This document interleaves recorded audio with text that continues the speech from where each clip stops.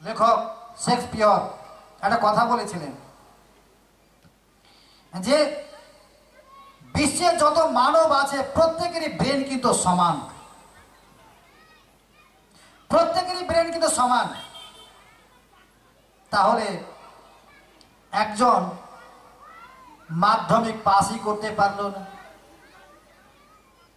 একজন উচ্চ মাধ্যমিকই আটকে গেল, একজন ইঞ্জিনিয়ার হলো, ডাক্তার হলো, আর কিছু অনেক কিছু বড় বড় হয়ে গেল, বৈজ্ঞানিক হয়, সবকিছু হয়ে গেল। কিন্তু এটা কি কেন হলো? তাহলে ঘোড়া দেখেছেন তো? ঘোড়া ঘোড়া যখন গাড়ি টানে, ঘোড়ার দুই দিকে দুটো পট্টি বাঁধা থাকে। কেন? ওই পট্টিটা বাঁধা থাকলে ঘোড়াটা সোজা চলবে, এদিকে ওদিকে তাকাবে না, আর রাস্তা ঘোড়ার পেছনে লাগাম দিয়ে টানবে। ঠিক তেমনি আমরা সমপরিমাণ ব্রেন মস্তিষ্ক নিয়েও কিন্তু একজন ডাক্তার, একজন ইঞ্জিনিয়ার, একজন ফেলিওর। কেন? আমরা মস্তিষ্কটাকে ডিভাইড করে দিচ্ছি, ব্রেনটাকে ডিভাইড করে দিচ্ছি চতুর্দিকে। যার জন্য আমরা কি করছি? আমরা কিন্তু গন্তব্যস্থলে টার্গেট পয়েন্টে পৌঁছতে পারছি না। এই টার্গেট পয়েন্টে পৌঁছতে গেলে একমাত্র সদ্গুরুর নির্দেশে যোগাড় হয়ে যোগ সাধন লিপ্ত হতে হবে। আপনি যাহা চাইবেন তাহাই পাইবেন, এটাই হচ্ছে মূল কথা। যাহা চাইবেন তাহাই পাইবেন। সে এক জন্মে না পেলেও দ্বিতীয় জন্মে পাবেন, দ্বিতীয় জন্ম না পাইলে তৃতীয় জন্মে পাবেন, কিন্তু পাবেন। শেক্সপিয়র ওই কথাই বলেছেন যে একজন ঘোড়া যেমন যেভাবে ওই সোজা পট্টি দেওয়া হয়, ঠিক আমরা কিন্তু পট্টি দিতে পারিনি। আমরা সাধনা বসলেও স্ত্রীর চিন্তা করি, সাধনায় বসলেও সন্তানের চিন্তা করি, সাধনা বসলেও ওই জমিতে ভুট্টা বলি যা শিয়ালে খাচ্ছে নাকি সেটাও ভাবছি, সবগুলোই ভাবছি।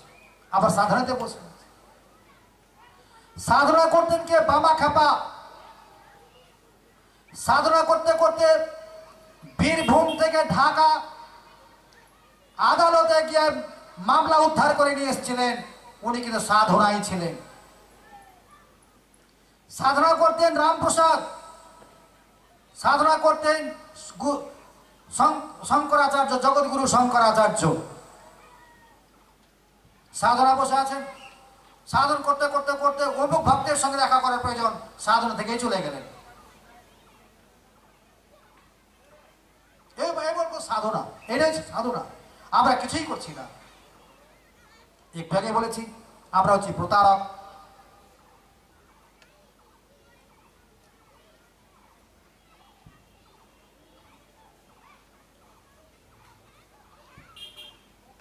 কি বললেন? যে তখন সর্বকর্মদের নিবৃত্তি, মানে আমার যে আশা আকাঙ্ক্ষা সকল কর্ম সব কিছুকে নিবৃত্তি দিয়ে, মানে এখানে চেপে দিয়ে রেখে দিয়ে কি বলছে? যোগাড়ুত্বের সাধন হয়। অর্থাৎ যেমন যেমন তিনি কর্ম হইতে উপরত হন, তেমন তেমন তার চিত্ত সমাহিত হয় এবং তিনি শীঘ্র যোগাড়ুর হন।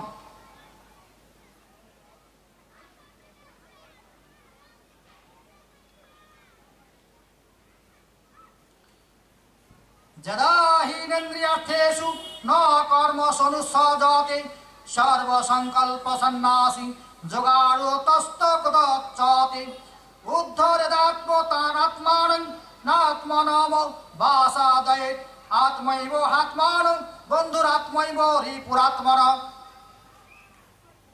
এখানে বলছেন যে যখন চিত্ত সমাধান অভ্যাসকারী যোগী ঐহিক ও পারত্রিক বিষয়ে সকল সংকল্প ত্যাগ, এই যে সাধন যে আমরা করছি, যোগ সাধন যে আমরা করছি, আমাদের সব কিছু মানে আশা আকাঙ্ক্ষা যদি আমার মনের মধ্যে থাকে, জমিতে কি ফসল আছে সেটা যদি থাকে, আমার গরুটা হারলো না বাঁচলো সেটা যদি থাকে, আর কিছু যদি থাকে, cannot prosper in life. একটা ঘটনা বলি আপনাকে। একজন ভাগবত পাঠক প্রতিদিন ভাগবত পাঠ করা তার কর্তব্য ছিল এবং তার কিছু পারিষদ বর্গ ছিল, কিছু ভক্তবৃন্দ ছিল, তার সঙ্গে ভাগবত শ্রবণ করতেন। একদিন সেই ভাগবত পাঠকের এক সন্তান মারা গেল। বাইকম্যান নিত্যানন্দ, আপনি যেখানে থাকেন না কেন অফিসে এসে যোগাযোগ করো। উনি প্রতিদিন ভাগবত শ্রবণ করতেন, পাঠ করতেন এবং একদিন কি হলো, তার সন্তান হঠাৎ মারা গেল।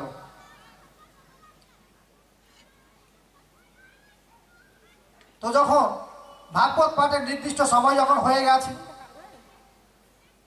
তখন কি হলো, ভাগবত পাঠক বলছেন যে চলুন চলুন, আর দেরি করে লাভ নেই, আমরা ভাগবত পাঠ আরম্ভ করব। এক ভক্ত বলছে যে মহারাজ, আজকে আপনি ভাগবত পাঠ করবেন? বলছি কেন করবো না, কি হয়েছে যে পাঠ হবে না? পাঠ হবে। বলছি আপনার যে ছেলে মারা গেছে। বলছি আমার ছেলে? আমার ছেলে কোথায় পেলাম আমি? আমার ছেলে আমি কোথায় পেলাম? অর্থাৎ ভগবান আমার গৃহে একটি সন্তান দিয়েছে, যতদিন রাখার এখানে প্রয়োজন ছিল ততদিন রাখলেন, আজকে নিয়ে যাওয়ার প্রয়োজন হয়েছে, নিয়ে চলে গেছে। তাতে আমার দুঃখই কি, আর চিন্তাই বা কি? আমার দুঃখ করে কি লাভ, আর চিন্তা করে কি লাভ? ভগবান আমার ঘরে আমার সন্তান রূপে পাঠিয়েছিলেন, যতদিন রাখার প্রয়োজন ছিল ভগবান রাখলেন, আজকে প্রয়োজন ফুরিয়ে গেছে, ভগবান নিয়ে চলে গেছেন, তাতে আমার দুঃখ কিসের? পারবেন মায়েরা আপনারা কি? আপনার সন্তান মারা গেলে পারবেন? সামান্য একটা মেয়ের বিয়ে দিচ্ছেন তো আপনারা তো কাঁদছে, কেঁদে ভাসিয়ে দিচ্ছেন, তো সন্তান মারা যাওয়া তো আলাদা কথা।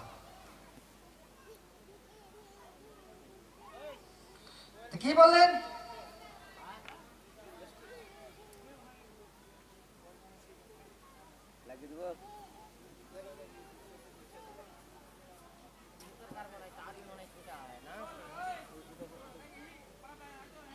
এখানে বলছেন যে শুদ্ধ মনই মানুষের প্রকৃত হিতকারী।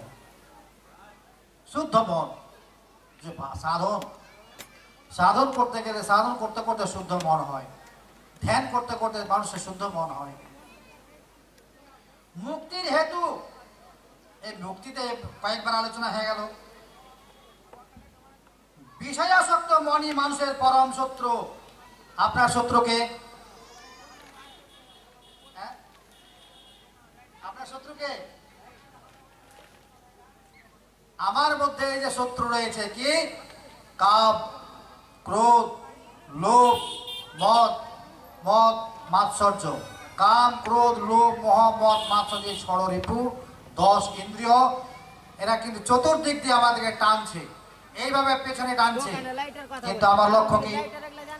আমার লক্ষ্য স্থির যদি থাকে, আমি টার্গেট পয়েন্টে পৌঁছাবো। আপনি মারেন আর ধরেন, আপনি ঝাপটি চালান, যা খুশি তাই করেন, কিন্তু আমি আমার লক্ষ্যে দৌড়ে যাব। এই হচ্ছে আমার লক্ষ্য। তাহলে কোনো শত্রু আপনাকে আক্রমণ করতে পারবেন না। তাহলে মানুষের মনে হচ্ছে পরম শত্রু, বন্ধনের কারণ। আর একটা বড় শত্রু আছে, কে জানেন?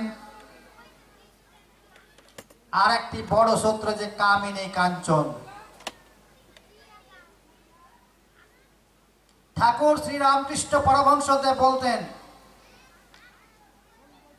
যে তোমরা যা কর্ম করো, সাত্বিক কর্ম করো, কিন্তু কামিনী কাঞ্চন থেকে বিরত থাকে।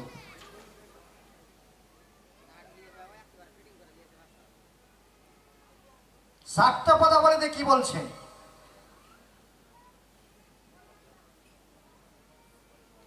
আমরা মাঠে জমিতে কাজ করতে গেলাম, কাজ করে এসে দেখছি আজকে রান্না হয়নি। অকথ্য ভাষায় গালিগালাজ করে তাকে 2-4 বাড়ি কষে দিলাম,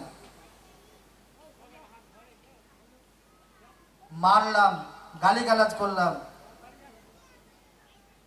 এটা কি ধর্ম? এই যে আপনাকে যে অন্ন সেবা দিল, আপনাকে যে একজন অন্ন সেবা দিলেন, কে